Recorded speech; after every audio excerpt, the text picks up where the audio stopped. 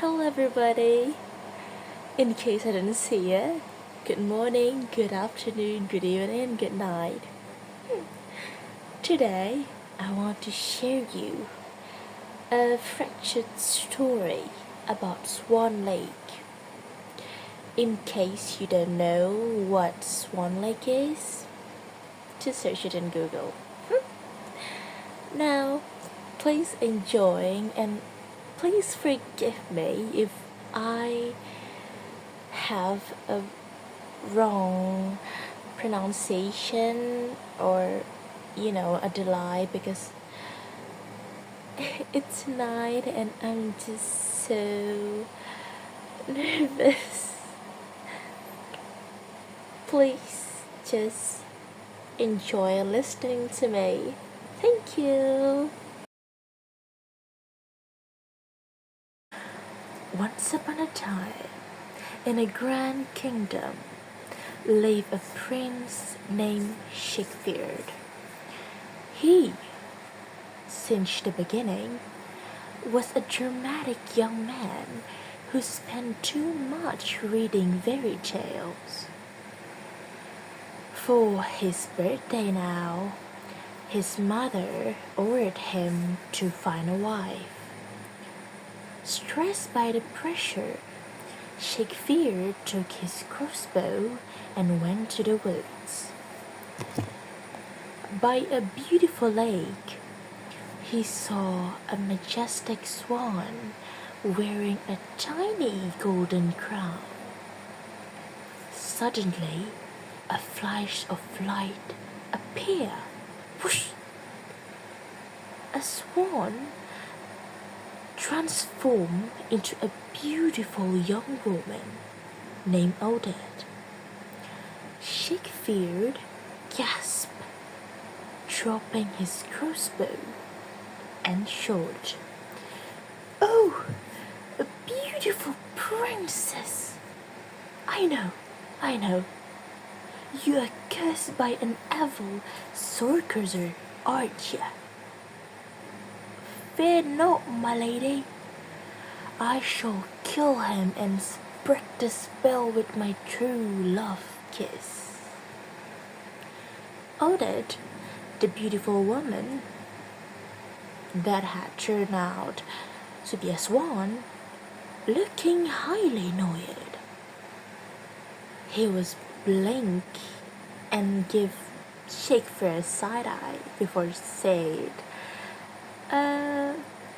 First of all, Princey, don't shoot me.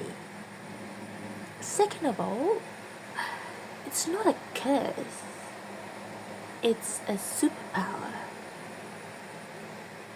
Shakespeare froze because in the fairy tales that he always reading, there's no superpowers for the princess.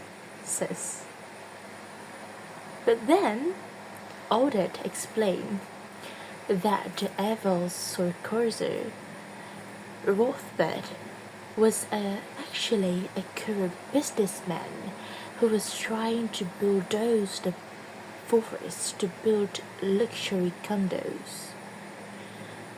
She said, "I asked ancient forest spirit for help," Odette said, rolling her eyes.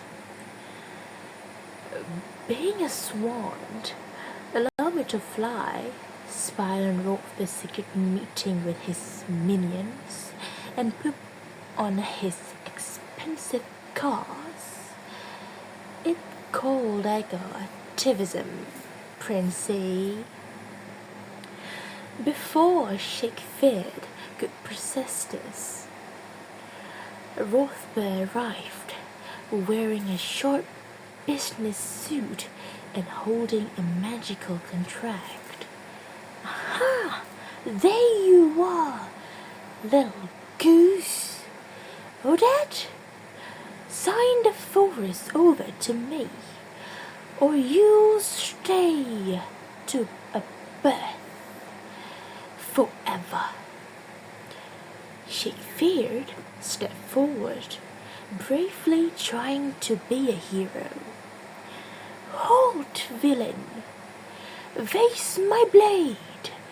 But he tripped on the tree root and knocked himself out of court.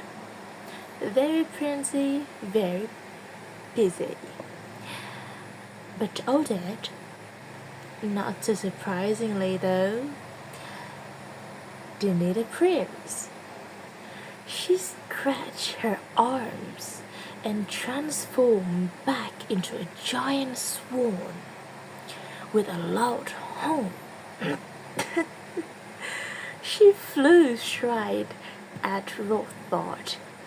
She pecked his nose, flapped her powerful wings against his face, and slapped and snatched the magical contract right off his head with her beak.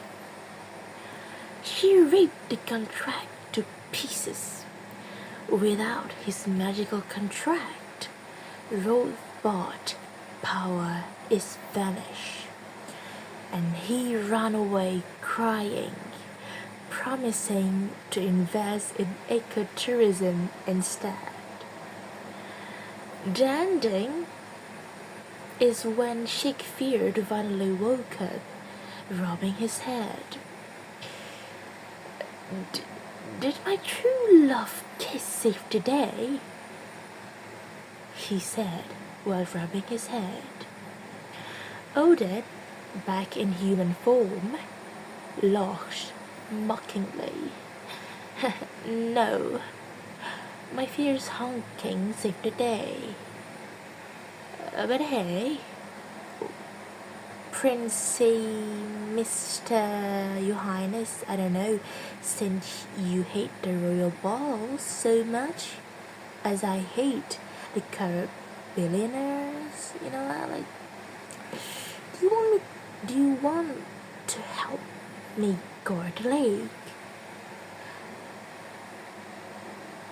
Siegfried is really weak to a beautiful woman, so they didn't get married right away though.